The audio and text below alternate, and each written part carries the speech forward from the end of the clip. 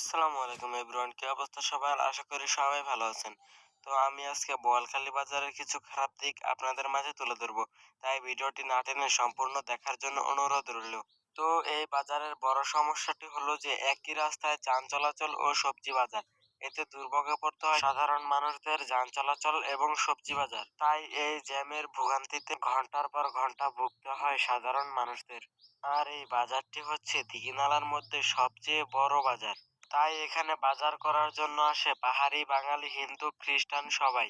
আর এই বাজারের আরেকটি বড় সমস্যাটি হচ্ছে যে রাস্তার মাঝখানে ট্রাক থামিয়ে কলা, কাঁঠাল ইত্যাদি লুট করে।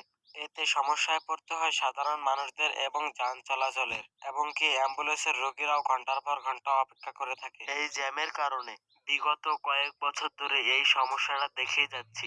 আর এই বাজারের আরেকটি ভালো দিক হচ্ছে যে এইখানে কম দামে হলুদের গুঁড়া, মরিচের গুঁড়া ইত্যাদি কম দামে পাওয়া যায়। এইখানে ব্যবসায়ীদের থেকে কৃষকের নিজের হাতের পণ্য বেশি পাওয়া যায়, এবং এইখানে সতেজ কাঁচা সবজি পাওয়া যায়। আর এইখানে বাজার করতে আসে বিভিন্ন পর্যটক। আর মাছ বাজারে মানুষ কিভাবে থাকে, এত পরিমাণ চিল্লাচিল্লি আপনারা বলবেন আপনাদেরকে শুনাই নেই, তাই নিজের কানেই শুনে নিন।